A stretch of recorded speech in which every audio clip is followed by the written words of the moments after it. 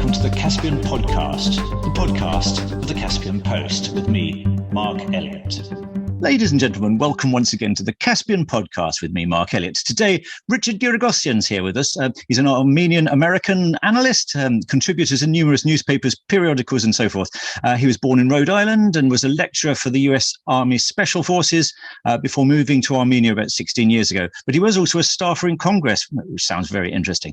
And now lives in Yerevan, where he runs the independent think tank known as the Regional Studies Center. Welcome, Richard. Thank you so much for coming. Thank you, Mark. Now, on this website, I mean, I've written a lot about Azerbaijan, and so perhaps unwittingly I tend to see things a little bit from the Azerbaijani perspective. So I'm very keen that we cover a little bit more how things look from the Armenian side. So you're in Yerevan, but you're as an independent analyst. How are things looking now? You know, we're a year after the war.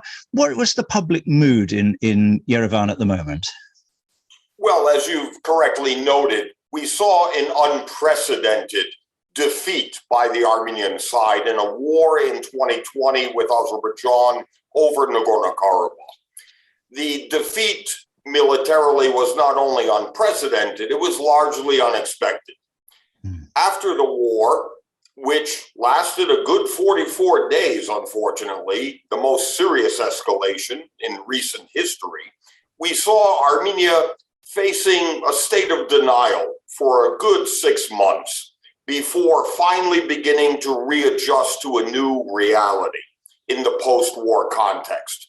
What's most surprising, however, is the leadership of Armenia that came to power in a rare non-violent revolution and ushered in democratic elections, was the first Armenian government to have lost a war over Nagorno-Karabakh, yet was able to be re-elected and secured a majority in parliament in early elections in June 2021. This was a turning point in giving Armenia a rare commodity of legitimacy and a new opportunity for statesmanship, strategic vision. This is where we are now. Resumed diplomacy with Azerbaijan, opening normalization talks with neighboring Turkey, and I am in that context justifiably optimistic.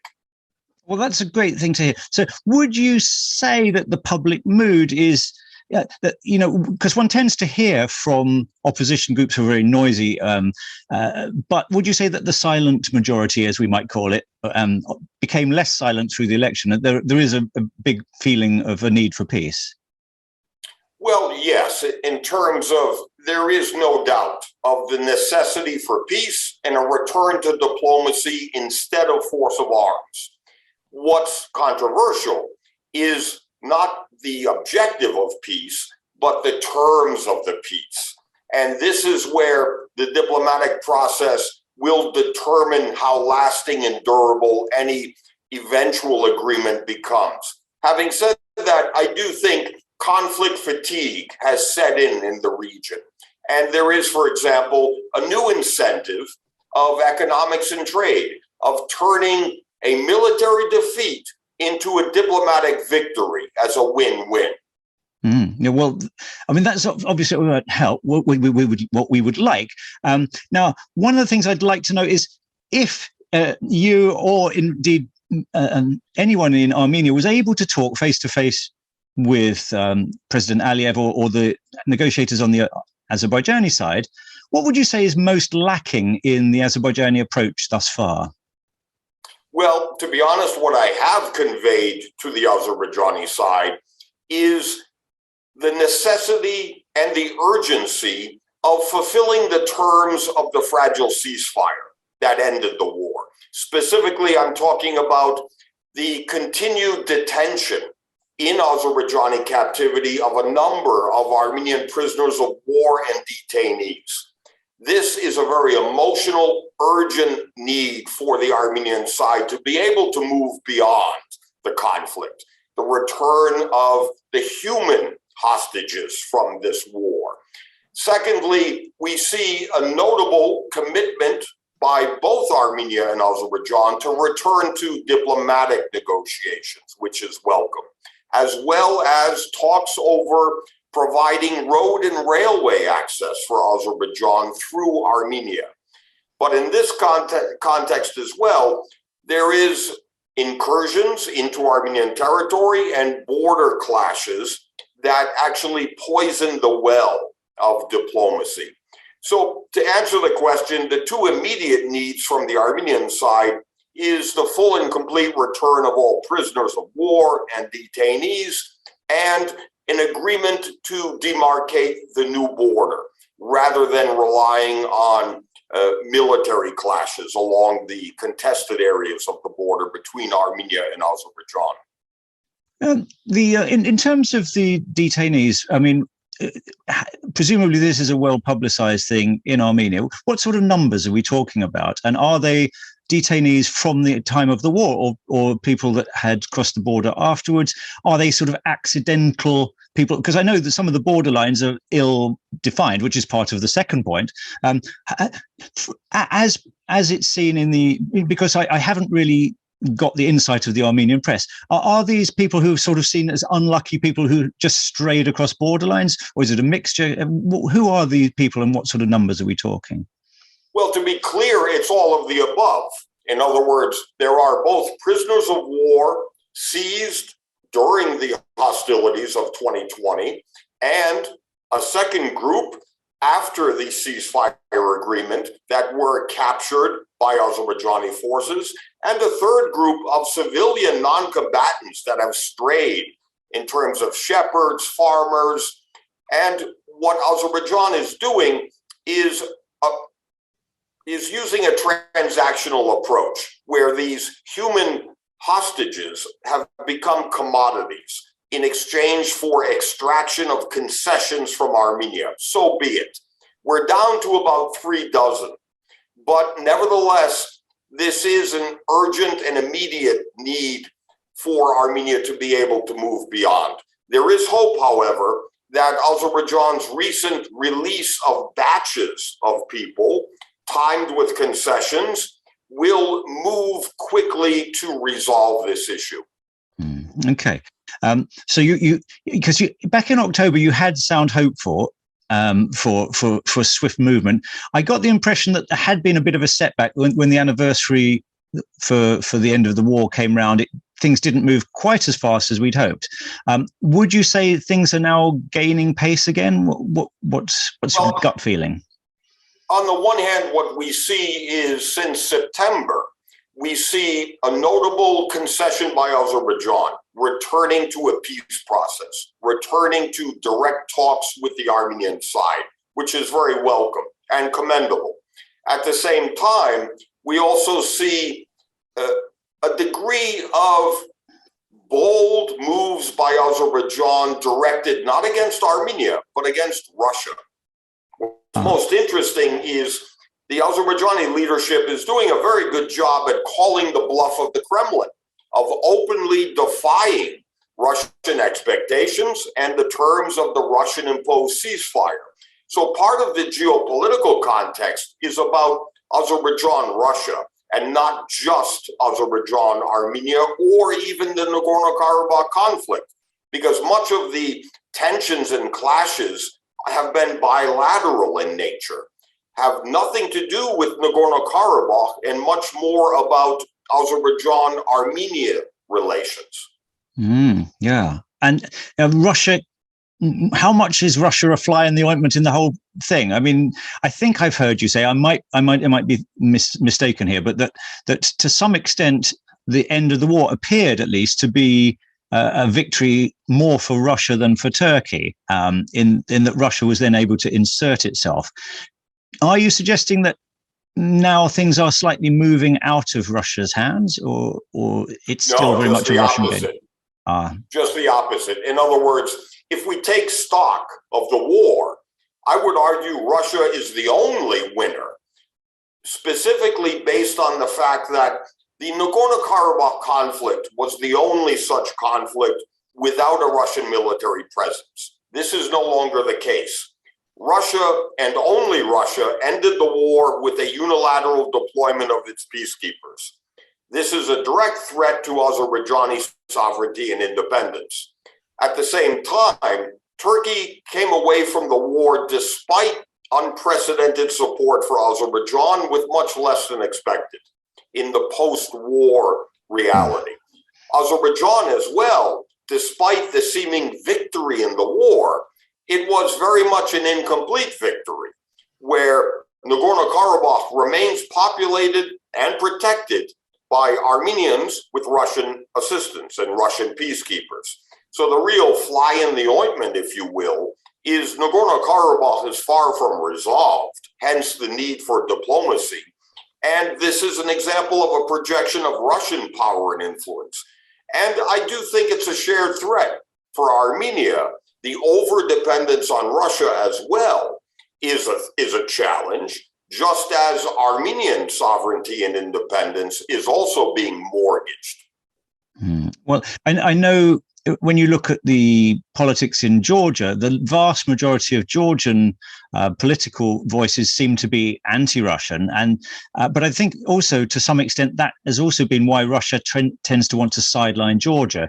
And as we've seen, part of Russia's attempt to encourage Armenia to reopen the border with Turkey might actually be a way of sidelining Georgia.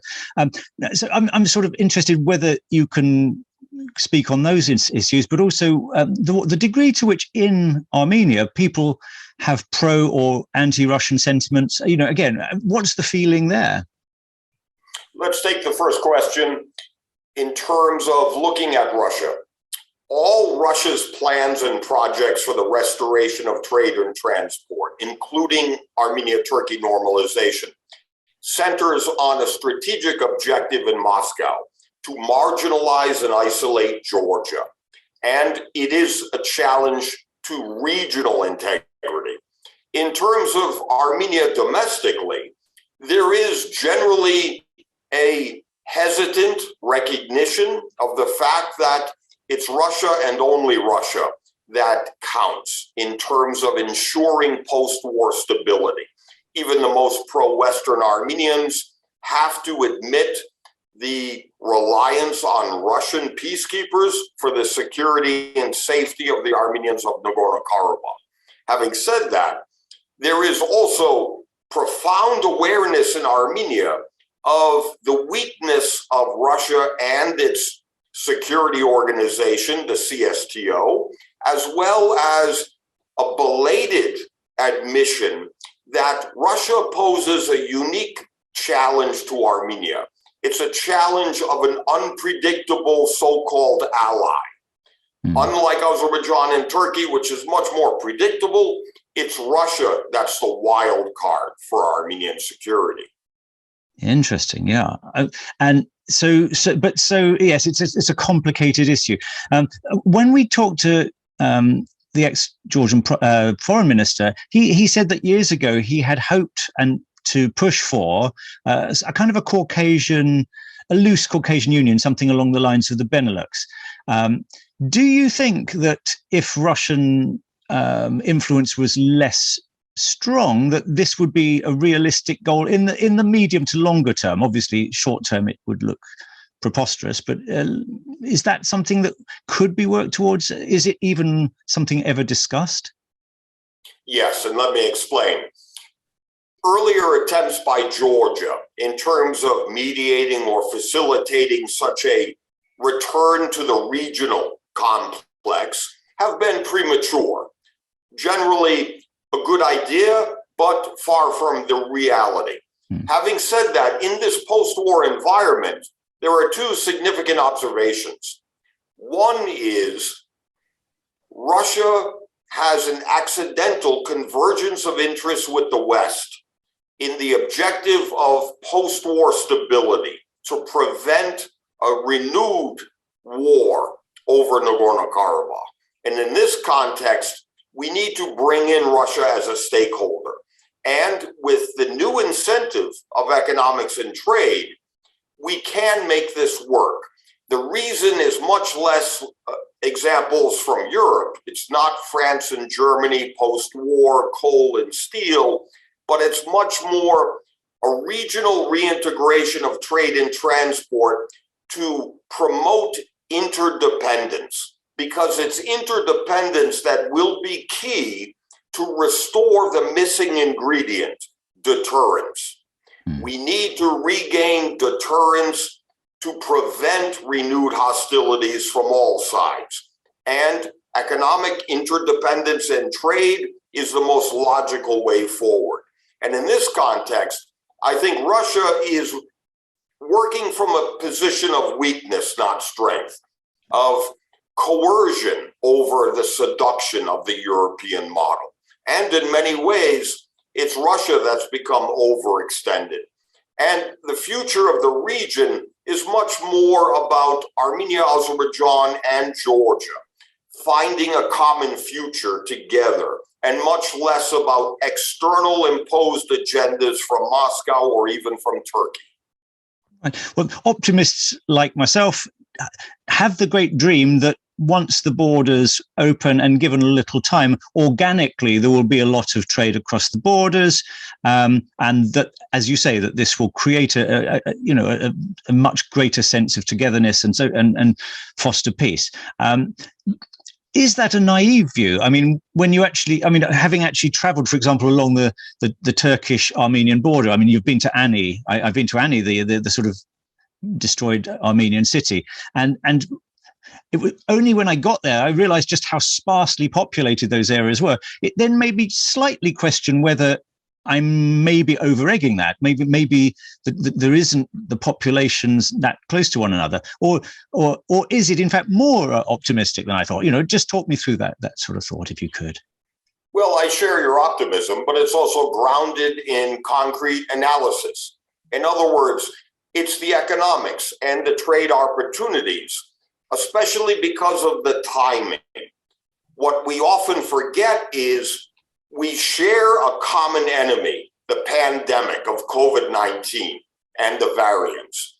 The timing is essential because we are soon facing the economic challenge of recovery from COVID-19, the adjustment of new global and regional supply chains, hence the importance of opening the border between Armenia and Turkey. And I do think that psychologically, the imperative is to build a new future rather than continuing to be a prisoner of the past. And the opportunity is the advantage Armenia has. With a second back-to-back free and fair election, there's a rare degree of legitimacy in Armenia, where Armenia has survived the test. And stability in Armenia is much on firmer ground than all of its neighbors, from Turkey to Azerbaijan, and even more stable than Georgia democratically. And in this context, we can remake the map, especially from an Armenian perspective. Armenians, if nothing else, is a nation of survivors. Yeah, that's for sure. This is a new second chance. So another important factor, obviously, is that Armenia has a very strong diaspora, very supportive diaspora. But again, I don't know a great deal about it, but seen from the outside, it does occasionally sound like the diaspora are perhaps more maximalist in their sort of putting the territorial gains or wanting to regain areas of Karabakh or something like that, rather than peace. Is this just the voices I happen to have come across? Is there actually a strong force for peace amongst the diaspora, or is there a greater sense in which the diaspora want to sort out territorial status and so forth for Karabakh before doing anything more? Sorry, that was a very long-winded question. I hope you understand what I'm trying to get at. I do. But in a natural context, that's normal in terms of the very core identity of the Armenian diaspora around the world, which is a product of the Armenian genocide, is very much rooted in genocide recognition, defending Armenia, and adopting what you said was a hard line or nationalist narrative. Armenia, on the other hand, is governed by a state-centric approach. For example, there is controversy and divide between the diaspora and the country of Armenia over normalizing relations with Turkey. For example, normalization with Turkey is not reconciliation, and that's where the genocide recognition must come in. Rather, Armenia is approaching Turkey to normalize relations as the basic minimum, to provide the first step in the eventual rapprochement and reconciliation. Having said that, as someone who chose to move to Armenia some 17 years ago from the diaspora, I do think as a more democratic, economically developing country of Armenia will emerge as the center of gravity for much of the diaspora, which didn't have that kind of relationship before because previous corrupt Armenian governments were overly authoritarian. And there is an opportunity to build bridges here. Well, in your TED talk, I'm not sure how long ago it was, but it was wonderful. You did the ABCDE of forward thinking, and I thought it was a lovely talk. And one of the things you said, the D in that was the need for more diversity in Armenia, which not just Armenia, but you were talking specifically to an Armenian audience. How do you think Armenia can develop that greater diversity? And I think you meant it in terms of both ideas as well as, not so much necessarily the ethnic version. Well, I'm glad we have a chance to re-examine this issue because, first of all, it's very much my American approach. The lack of diversity in an overly homogeneous country like Armenia is negative. It tends to promote intolerance. And we do need both greater, let's say, diversity of opinion and thought in terms of elevating the level of political discourse, and we still have much to see and much to do in that regard. But diversity, or the lack of diversity, will also be addressed by reopening closed borders, by establishing trade relations in this new post-war environment. And I do think there is only one place for Armenia to go, and it's up in terms of progress. And my eternal optimism is perhaps justified optimism in this regard. But yes, diversity of opinion as well as composition is essential in terms of what kind of Armenia are we going to see in the future. More democratic, yes, but also more developing as a stable island of stability and democracy in this region at risk. Well, that's, again, very encouraging. But one of the things, just going back to, we touched on it a little earlier, but how can we get, particularly across the Azerbaijan-Armenian divide, I mean, where there has in the past been that diversity and the countries, the peoples used to, live happily together. How can we go back to a situation where the two sides, or the people, not the sides, but the people of both communities start to listen to each other? Do you have any actual strategies that might help to encourage that greater communication? Well, the short answer in the medium term is we cannot go back. Rather, we can forge a new post-war relationship. The first step here is not necessarily Armenians and Azerbaijanis listening to each other, because what's required before that is Armenians and Azerbaijanis being able to talk to one another.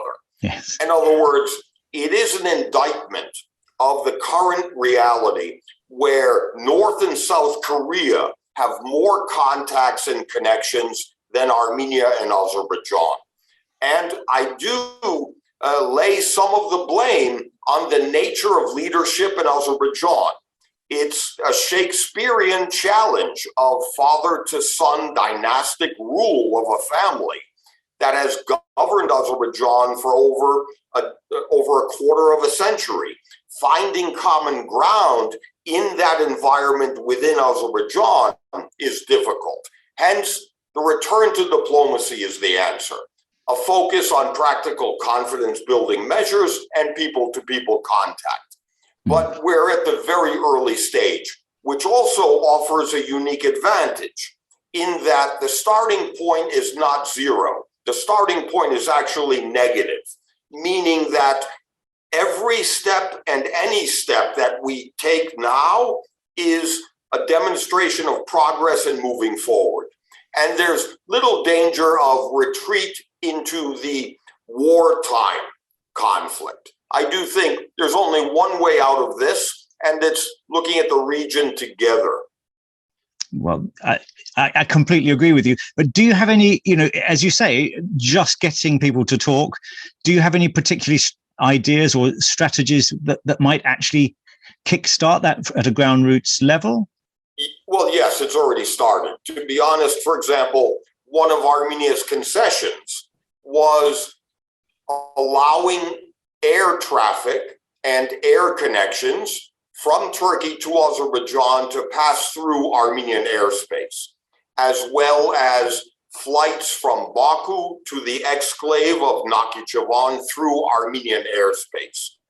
This is a prelude to a coming agreement on giving Azerbaijan road and railway connections to Nakhichevan through southern Armenia. This is more than interdependence. This is about opening the closed borders. And in this way, we're taking lessons from the progress in Armenia-Turkey normalization, where after many years of civil society cooperation, the border has not yet reopened between Armenia and Turkey, but many minds have reopened within Turkey and Armenia. And in that context, this is why dialogue and diplomacy are the only way to resolve this. Well, so I'm just the last little bit. I'm also interested because you, as an analyst, cover the whole of the region, and I know there's a large Armenian diaspora also in Iran.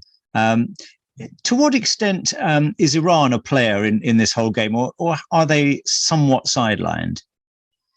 Well, Iran is a historical player. In other words, much of this region, the South Caucasus, has been an arena for competition as much as cooperation between three larger regional powers, Russia, Turkey, and Iran. That historical role has been secondary for Iran in recent years. Iran is not ready to return to the region as a player, largely because it's overwhelmingly looking to the West for an easing of sanctions, over negotiations for a new nuclear deal. That's a much bigger prize for Iran than this small region. So I think Iran has largely chosen to step back and is looking elsewhere.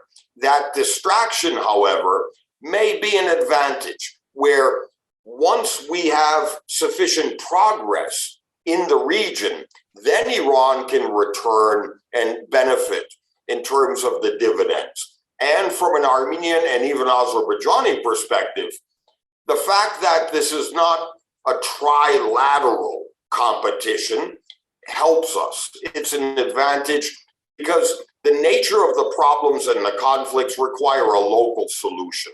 They cannot be externally resolved or imposed, not from Iran, nor even from Brussels. Wonderful. Now, I did want to ask you about Kazakhstan and Armenia being at least chairing the CSTO at the moment. That's kind of an interesting question, but I'm just slightly worried that we're on the edge of time. And I did want to just ask you about your meeting with Anthony Bourdain when he was in because one of the things, we talk as, geopolitically, but, the experience on the more human level, that must be great fun, sort of talking. And what was he like? It was just one of his last programs before he died, as I understand it. Well, Anthony Bourdain's visit was not only a benefit for many of us on a personal level, having mutual friends in New York. It was also an opportunity to see him. And I do think his visit was most important to demonstrate the human aspect of these countries, of this region. In other words, this is not just and only about geopolitics or conflict. The human dimension is often neglected. Bourdain was able to illustrate and illuminate the humanity in all of us. And I think that's so important. I mean, as a travel writer, it's the key thing. One of the things I think you'll find the more you travel is just how people are just lovely pretty much wherever you go. And the problem so often is the dehumanizing it through thinking of bigger concepts and nationalities, borders and all this stuff. But I think that's a message I'd love people to get, is that if we knew each other, we'd like each other almost it's inevitably. Universal. The universality of it, of course. And anyway, so I just like to thank you so much, Richard, for joining us today. You've been listening, ladies and gentlemen, to the Caspian podcast, and I hope you'll join us again very soon. Thank you, Richard, and once again. Thank you.